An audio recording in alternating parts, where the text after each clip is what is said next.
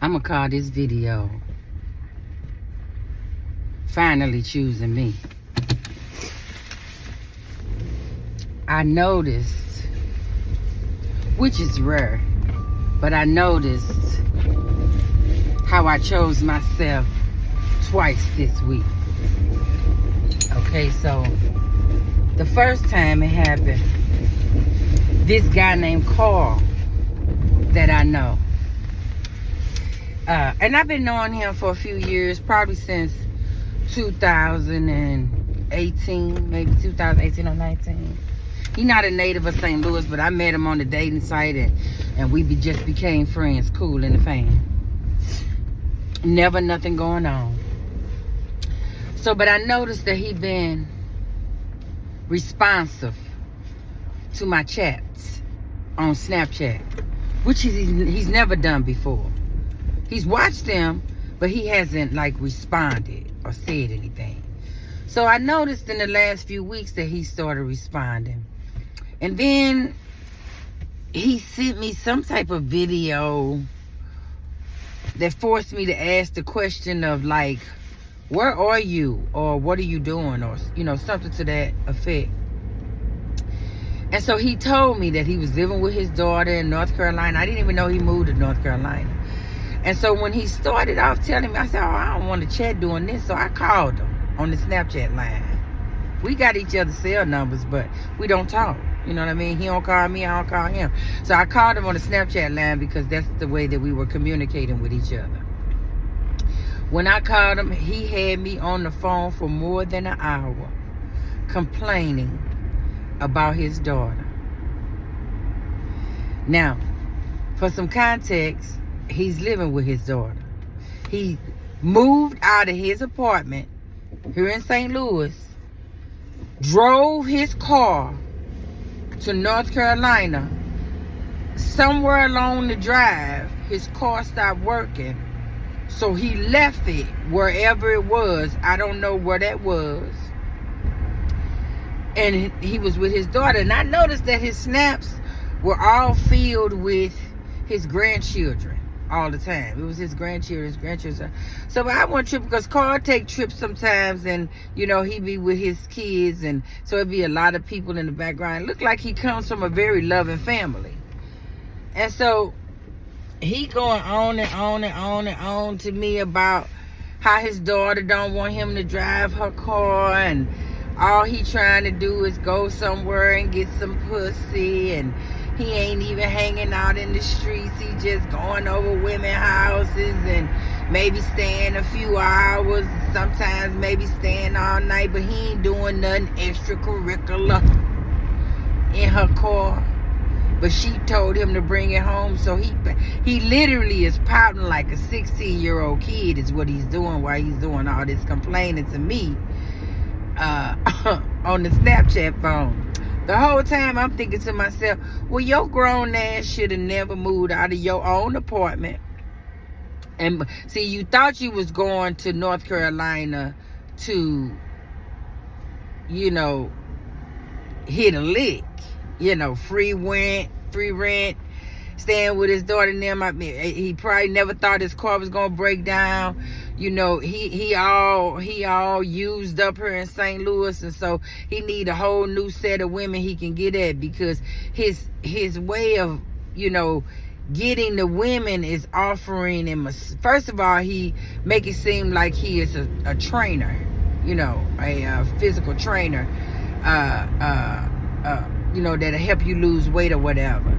Then once he wrap you up with the the training situation, then he want to give you a massage, and then the massage leads to sex, and then, you know, he don't want no relationship, he just wants some pussy. So as you can see, I talk from experience. But it wasn't no big deal to me. You know what I mean? It wasn't no big deal to me. I wasn't really attracted to him from the get-go anyway, because he don't have no hair on his face. He is very tall, you know, 6'4", just, you know, he's a handsome guy. Most women would say, oh, he's handsome. He's not really my type, though, because of all the hair that's gone on his face. I don't like a man that's hairless. And something is wrong with his hands. They be all like this, just all, bent up. He got rheumatoid arthritis, and you can see it. And so he'll be holding a blunt, trying to be cool, and his hands be all fucked up. And I just, for some reason, that bothers me. I should not let nobody else's ailments bother me, but I'm a work in progress. I'm under construction. So that's why we're doing this video right now, because I'm acknowledging me choosing myself. At any rate, to break the story on down a little bit more, Carl just popped up and asked me earlier this week, could he pay me $500 to stay with me for a month? Well, the old me immediately said, woo, $500. We could use that. The new me say, you know how junky that man is. His house is a wreck. And all that shit he be eating, he'll take a whole bag of chocolates and pour it in a bowl of cereal and eat it on some milk with a Rice Krispies like as a bread. Right? That nigga eats horribly. I said, nah, and that contributes, in my opinion, to the rheumatoid arthritis. Okay? The way that he eats horrible. I'm talking about the shit he eats is just beyond what a 16-year-old is probably eating. I don't know why Carl eats the way that he do as a 50-something-year-old man, but that's how he eat. So the new me say, we don't want all that shit in the house tempting us, and because even though we don't eat it, it can be tempting, especially if I'm having some type of emotional breakdown. And with Carl nasty ass not cleaning up and doing what he needed to do, I know I'm gonna have an emotional breakdown. Then I got all this bad food in the house. So, the end of the decision was that he couldn't come. And I grappled with that. Because I was like, man, but he needs some help. And because I'm an almost underdog motherfucker, want to help every motherfucking body, but don't nobody want to help me. But, the part that was considering the money is the same part that's saying, well, he ain't got no place to stay and he want to move out. And then the new me like, shit, but that's his choice. He chose that. Let him live with his choice. Unless you let people get the real circumstances, not circumstances, what is it, consequences for their choices, then they gonna just sometimes keep on making dumbass choices. So before I could change my mind and do anything different, I just typed in the comment, that's not gonna work for me, Carl. You too junky, and I don't like your eating habits, so it's not gonna work for me. Not to mention the fact, how do you figure it's just gonna be 1 month? I don't believe that it would be 1 month. I think after the 1 month went down, you would be asking for another month, then another month, then another month. Now, I didn't say all of that, but what I said was, how do you know it's just going to be 1 month? That's all I said. I didn't go off into that whole tangent that I just told y'all about, but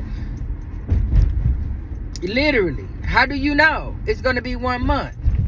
If he came with, maybe a different scenario, it's going to be, can you give me 90 days, 6 months, something like that? That's more plausible. But a month? Nigga, no, you just trying to ease up in this motherfucker. Nope.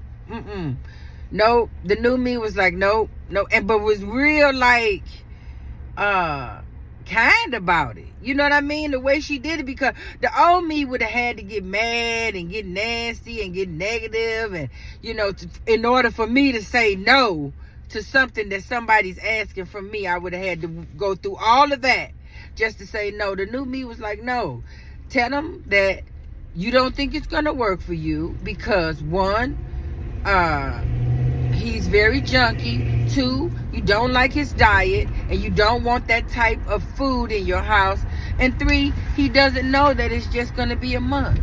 I mean, she broke it down so clear and concise, and without any feeling in it. I like this new person I'm turning into. She cool people, I'm telling you. Anyway, so I told him no, and literally I haven't heard from him anymore. So he probably got an attitude, which is totally understandable. It's totally understandable. But It's my choice. It's my house. It's my life. It's me. I'm choosing me this time. Normally, I choose to please other people because that's just part of my nature. I don't want to be that way, but definitely it is a part of my nature to choose somebody else over what I need. So I was really happy about that.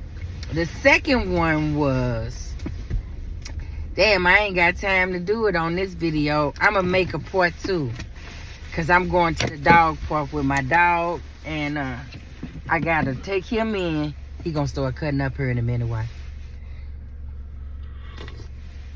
I gotta take him in.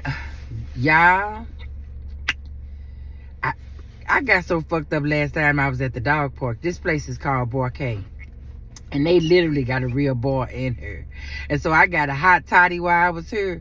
That hot toddy was so motherfucking good. I got another one. Got halfway through that second one, baby. I was buzzed the fuck up. I ain't even know I was going. I said, I ain't gonna make it home. I'm gonna have to give me some french fries or something, baby, because I'm not gonna make it. I am not gonna make it. And so I made my own. And they make their hot toddies with apple cider. So I bought me some apple cider, some peach Crown Royal, and I had some frozen lemon that I had boiled and got all good and slushy and made ice cubes out of. So I just put it in here like that. I knew that hot water was gonna cool it down just enough for me to be able to drink it. When I tell y'all, Sebastian, we are going in. When I tell y'all this hot toddy is good, this hot toddy is good. But let me go and take him in there. When I take him in there, I'll be in the do part 2. I'll see y'all in a minute.